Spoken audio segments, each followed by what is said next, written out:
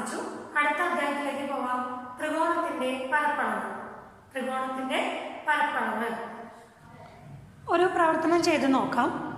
4 centimetre നീളവും 3 centimetre വീതിയുമുള്ള ഒരു ചതുരം കടലാസിൽ വരച്ച് മുറിച്ചെടുക്കുക. ഈ ചതുരത്തിൻ്റെ പരപ്പളവ് നീളം 4 സെന്റിമീറ്ററും വീതി 3 സെന്റിമീറ്ററുമായാൽ ചതുരത്തിൻ്റെ പരപ്പളവ് എന്തായിരിക്കും? നീളം ഇൻറ്റു വീതി 4 ഗുണിക്കണം 3 സമം 12 ചതുരശ്ര സെന്റിമീറ്റർ.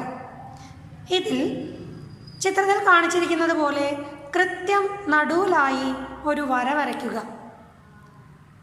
ഇപ്പോൾ 2 ചതുരങ്ങളാണുള്ളത്. ഓരോന്നിൻ്റെയും പരപ്പളവ് എത്രയായിരിക്കും? വലുതിൻ്റെ പകുതിയാണ് എന്ന് മനസ്സിലാക്കാം. ആദ്യത്തെ ഭാഗത്തുള്ള ചതുരത്തിൻ്റെ പരപ്പളവ് എന്ന് പറയുന്നത് വലിയ ചതുരത്തിൻ്റെ പകുതിയായിരിക്കും. പകുതിയാണെന്ന് കാണാൻ മടക്കി നോക്കിയാൽ പോരെ? ചെറിയ ചതുരത്തിൻ്റെ പരപ്പളവ് സമം വലിയ ചതുരത്തിൻ്റെ പരപ്പളവിൻ്റെ പകുതി.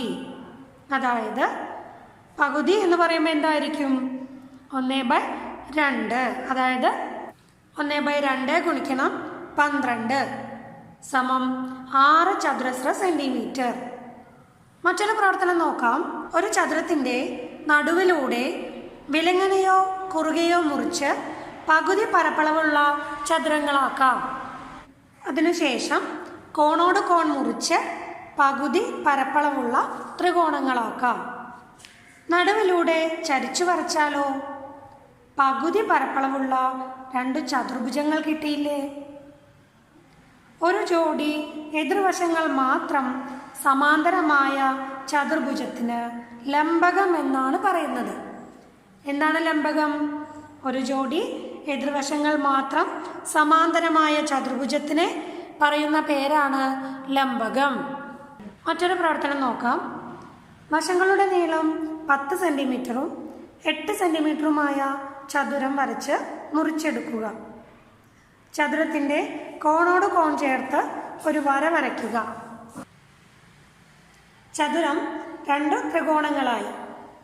ഇവയുടെ പരപ്പളവുകൾ തുല്യമാണോ? ഇവ മുറിച്ചെടുത്ത് 2 ത്രികോണങ്ങളും ചേർത്ത് വെച്ച് നോക്കിയാൽ രണ്ടും തുല്യമാണെന്ന് കാണാം.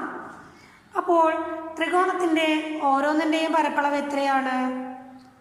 ഒരു ത്രികോണത്തിൻ്റെ പരപ്പളവ് സമം ചതുരത്തിൻ്റെ പരപ്പളവിൻ്റെ പകുതി. അതായത് 1/2 ഗുണിക്കണം 10 ഗുണിക്കണം 8 സമം 40 ചതുരശ്ര സെന്റിമീറ്റർ. ഇങ്ങനെ കിട്ടുന്ന ത്രികോണങ്ങളുടെ കോണുകൾ നോക്കൂ. ഒരു കോൺ മട്ടമായ ത്രികോണത്തിന് എന്താണ് പറയുന്നത്? മട്ടത്രികോണം. ഒരു കോൺ മട്ടമായ ത്രികോണത്തിന് പറയുന്ന പേരാണ് മട്ടത്രികോണം. ചിത്രത്തിലെ മട്ടത്രികോണത്തിൻ്റെ പരപ്പളവ് എത്രയാണെന്ന് നോക്കാം.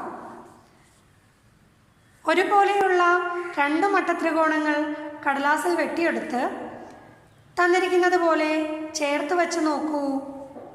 2 ത്രികോണങ്ങൾ കൂടി ചേർത്ത് വെച്ചപ്പോൾ ഒരു ചതുരമായി. ഈ ചതുരത്തിൻ്റെ പരപ്പളവ് എങ്ങനെയാണ് കാണുന്നത്?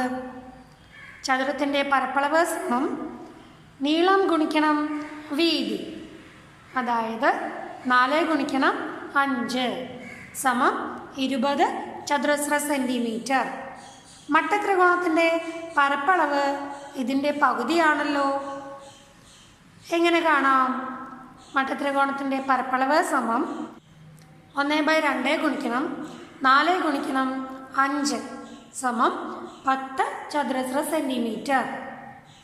ഇതിൽ 4, 5 ഇവ മട്ടത്രികോണത്തിൻ്റെ ലംബവശങ്ങളുടെ നീളമാണ്. അങ്ങനെയാണെങ്കിൽ ഏതു മട്ടത്രികോണത്തിൻ്റെയും പരപ്പളവ് കണ്ടുപിടിക്കാമല്ലോ. എങ്ങനെയായിരിക്കും? ഒരു മട്ടത്രികോണത്തിൻ്റെ പരപ്പളവ് ലംബവശങ്ങളുടെ ഗുണനഫലത്തിൻ്റെ പകുതിയാണ്.